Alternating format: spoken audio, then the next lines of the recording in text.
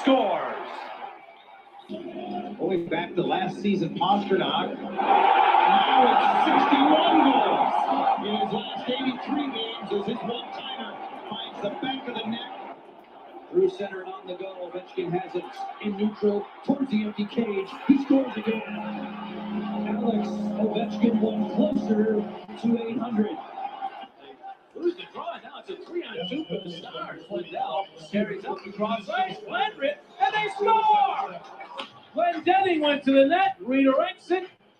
A short-handed goal makes it 4-1 Dallas. That will not make the coach happy. What the puck is going on? All right, this is What the Puck is Going On, the final episode of the week here Thursday, just after 6 p.m. Eastern Standard Time on St. Patty's Eve, March Madness Thursday. Good time to get the show in real quick between the games that have just ended.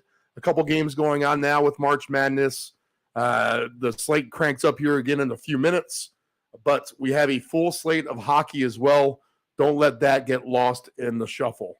All right, we won't keep you too long. Our goal will be to go through the menu, knock out what we need to, and get you on. I know it's one of the busiest sports days of the year, so not everyone has an hour to listen to hockey picks. And with a lot of tough games on the schedule again, I think me and Nephew Dave have found a pretty good path in terms of shedding down the amount of picks that we like, and I think we've had some good success doing so. Okay, we'll go ahead and get right to it. We'll look at the wild card standings real quick, and then we'll go through the game schedule. All right, Seattle still on top of the wild card in the West with Winnipeg 81 and 79 points respectively. Nashville and Calgary trying to catch up. Nashville a little bit closer now, just 4 points out of the playoff spot, winners of 3 in a row. They're about the only two contenders there. Once you get to Vancouver and St. Louis, again, like we said in previous shows, they just don't have a chance. Okay, in the East, much more interesting. Islanders and Penguins tied for the top 2 spots in the wild card. The Penguins have 3 games in hand still to play with an easy schedule, so that's going to benefit them. They are 7-2-1 in their last 10. But on the trail, we have the Panthers, the Capitals with a big win coming back down a goal in the last minute via Tom Wilson hitting the top of the net, forcing it to a shootout where the Caps go ahead and snag 2 points over the Sabres, who are right behind them now with 72. So 73 for Florida, 73 for Washington, 72 for Buffalo. The Senators right there with 70 and Detroit with 69. All still have hopes to get into the playoffs, but I feel like a little bit of separation has happened in terms of Pittsburgh anyway. The Islanders with 70 games played, which is more than anyone else behind them. Florida still can catch them with 3 games extra than the Islanders. The Caps have 1 extra game anyway. They'll have to do some side work besides that. But Buffalo and Ottawa and Detroit have 2 extra games to play in which they can get points to get closer to the New York Islanders for the wild card. Okay, let's get to the slate. First game on the docket is the Montreal Canadiens at the Florida Panthers, minus 350 for the Panthers, plus 275 on the comeback for the Canadiens. Over-under is 6.5. 7 o'clock is the face-off here as we have a trio of games ready to go right at 7. Actually, make that 4. 4 games ready to go at 7. You expect the Panthers to win, right? But Montreal has played very tough considering their long injury report that we talk about every day. I feel like Montreal still puts up fight, even when they lose, and they're 2-6-2 in their last 10, winning their last time out over Pittsburgh. Even when Montreal loses, they keep it close, I feel like, anyway. So I'm not interested in laying a big price of any kind, especially with Florida. And this is a must-win. We just talked about the Panthers being right there in the midst of the wild card playoff race. So a big number for Florida. This game could be an over game. Montreal seems to score. You expect Florida to score goals at home. If you want to go super exorbitant, plus 260 if you want to get over 8.5 goals, if you think it's a 4-4 tie, something like that. Or you can try to pick off the 2-team goals, I think, with the total for each team, which will be, if we get to it, Montreal over 2.5 is plus 106. I think that's fair. Over 4.5 for the Panthers. So I would take Montreal in that spot to get 3 goals. It's not like Florida and Bob Vrowski have been super efficient at keeping the goal out of the net. They've let in a lot of goals themselves. Sam Montembeault, again, love that name, back in goal for the Canadians. So I'll have maybe a slight lean on the Montreal there to get over 2.5 goals. Yeah, why not? We'll make that a pick for tonight. That seems easy enough. You're getting plus money on that. And as far as Florida goes and giving up the goals, as my computer wants to scroll automatically here, they've given up 226 goals, which is a ton in terms of allowing the puck to get into the net. So Montreal, bad team. They can score 3 goals at least, we think. Next game. And if I'm going to pass, we're going to go right past it. This has a chance to be an over game, I think. Avalanche and the Senators. Avalanche minus 134. Senators plus 112. Nephew Dave sent me his picks. I'll look at those as a surprise at the end and see if we can agree on anything that I said here. But Colorado and the Ottawa Senators both have everything to play for in the world. Ottawa in that group of teams trying to, again, make the East playoffs. Colorado flexing between the wild card and even winning the division there in the Central.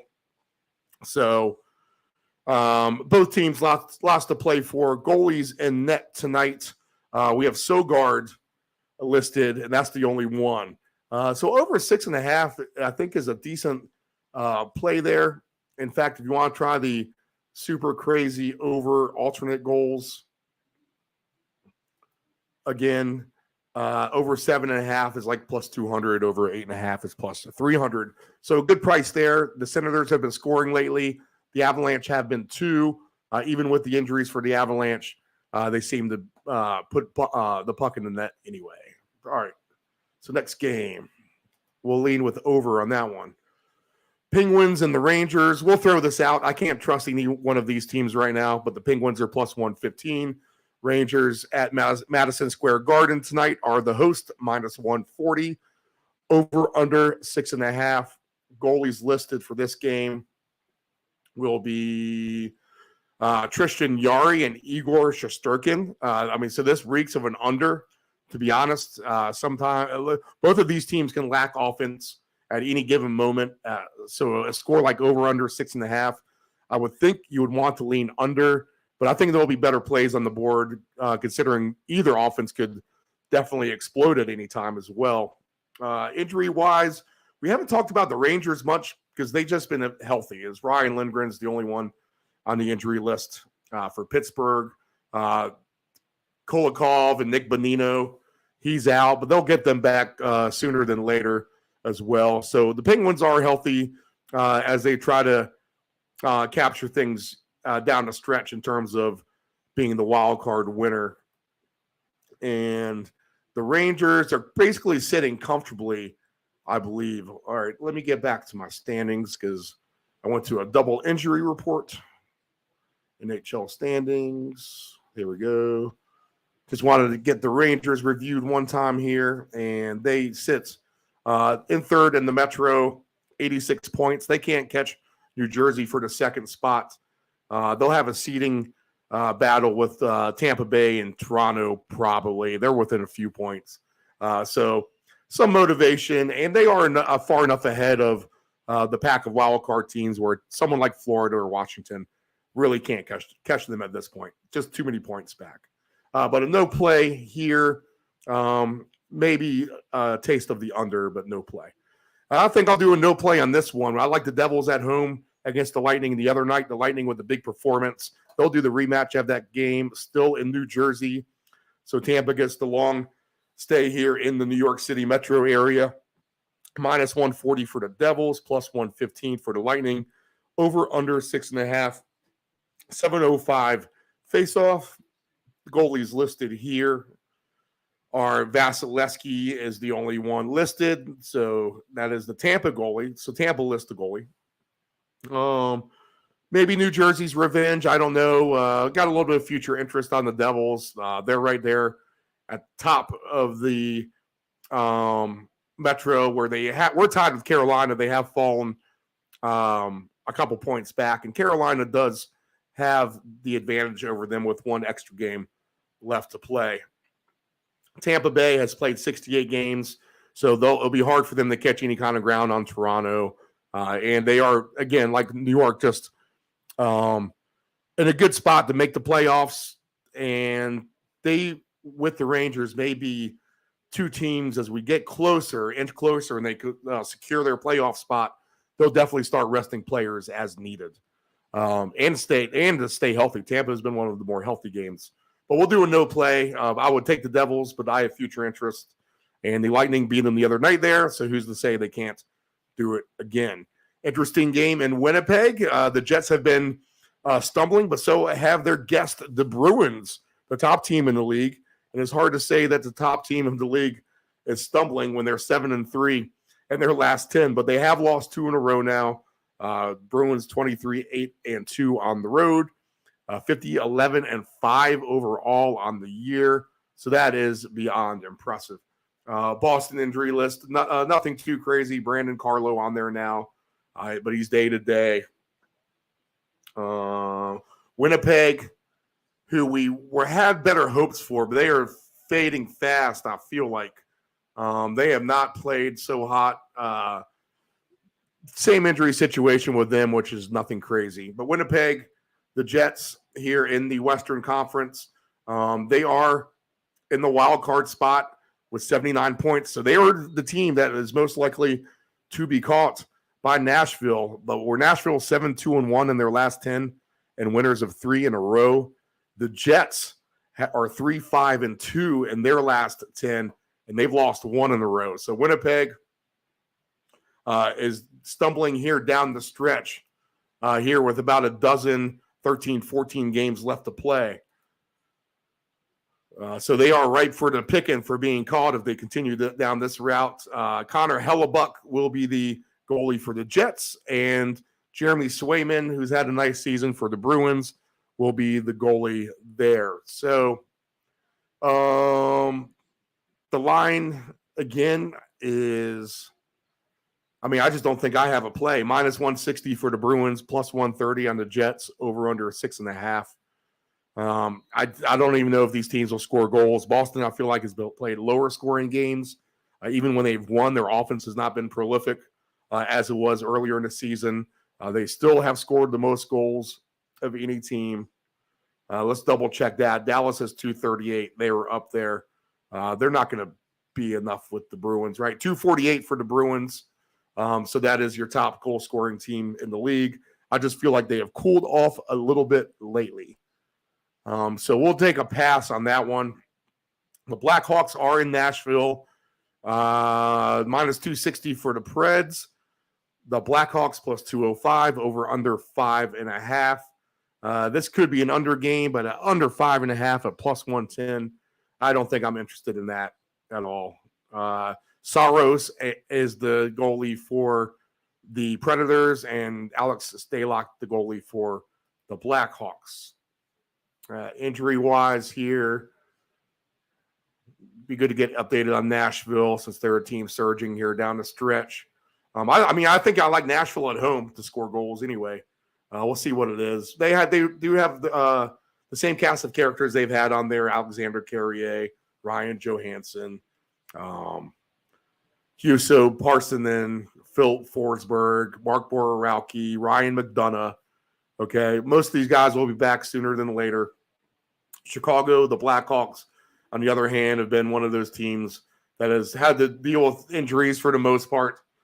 So they're one of the more banged-up teams. I mean, I don't see how Nashville doesn't win at home. I mean, do you take a chance on the puck line, minus 1.5, plus 200? Team total goals. I just think it's going to be a pass knowing that Nashville can win. But the Blackhawks, one of the worst teams in the league now. as well. But they did win their last time out, and that was against the Bruins. So they do have that going for them. 3-6-1 in their last 10. Nashville straight money line, I guess. But that's such a big price to pay. There's just no bother in this game, really. And I don't want to bet Nashville to get 4 goals when they could win this game 2-0. Another good game. Dallas and Edmonton. Over under a 6.5, -142. -150 for the Oilers, +125 for the Stars. I like the over in this game. I think this could get there for sure. Both teams can score. This isn't Edmonton. I feel like they play better there. As the Ant-Man comes in the studio. Princeton's up 1 with 20 seconds to go. Princeton up 1 with 20 seconds to go over Arizona. At the foul line, too. And at the foul line. That is crazy. This is unbelievable. A 15 over. That won't be good for my Arizona futures, that's for sure, if that happens. Ottinger and Stuart Skinner are the goalies for this. Anthony, are you enjoying the What the Puck show? Are you going to listen from next door, or are you not hearing anything? I'm going to root for the Ivy League championship team. That's the Princeton, whoever they are. All right, let me know what happens. All right, Oilers and Stars, though, I think can score a lot of goals in this game. Even though Ottinger is the goalie there. Skinner doesn't impress me either. So over an alternate goal, if you want to do one of those tricky ones where there's going to be a lot of overs, take 3 or 4 games, round robin them, take them over 8.5 goals. 4-4 gets you there because you can get that last goal in overtime. But plus 260 is a number if you want to go that extreme, which I think these two teams could get this in this second period, to be honest. 9:05 face-off there. Come on, Arizona. Okay, late games. We have 4 of them. Let's get right through them because we're missing March Madness. Vancouver is at Arizona. We'll just say that's going to be a pass right now. Even though Arizona has scored goals lately, they've won the team total goal. Let's see just what that number is out of that curiosity. Yeah, over 2.5 is -150. They can get that against Vancouver. So you can probably throw that in, but I don't know. We have better things to do than that tonight. Calgary and the Golden Knights is a good game in Vegas, 10:05 Eastern. -118 for Vegas, over under 6.5. The total goals there. Vegas has been on fire. Calgary is in that group of teams trying to catch them. Again, we're off my standings. Let's just clarify that real quick as I click back onto them. The Golden Knights. Anthony's stressing about the Princeton game playing Arizona. Princeton Tigers are going to win. They're going to win? Arizona's going to lose. Wow. You heard it here live, people, if you're driving around in the car. Vegas winners of 4 in a row. Calgary 3-4-3 in their last 10. So Vegas should be the favorite here. And they've done a good job, too, of overcoming their injuries. I just haven't been to Vegas better. And a -118, that just sounds kind of cheap for this game. So maybe you do take that. Jonathan Quick, who's done a nice job for the Golden Knights in goal. All right, Columbus and the Kings. I know Nephew Dave's going to take Kings total goals. I think I will too. 10:35 start with the Kings and the Blue Jackets. The Kings total goals is the only thing we'll be interested in. We look at nothing Columbus, but over 3.5 at -174. If you want to throw them in a parlay, I think that's fair game. You're not going to risk -285, but you can do the over 3.5 goals for the Kings. Okay, last game is the Kraken and the Sharks. The Kraken should win this game, but it'll be a no play for me. -172 for them. If we look at the Kraken in the standings, again, they are the top wild card spot, 81. So this game means a lot to them. They haven't played super great, just 500 hockey here in their last 10, one of those being an overtime loss where they still were able to grab a point. But we'll just go ahead and lay off. I don't want to try to root for Seattle to get 4 goals against the San Jose Sharks. That's all. So let's review my picks. We'll look at Dave's picks.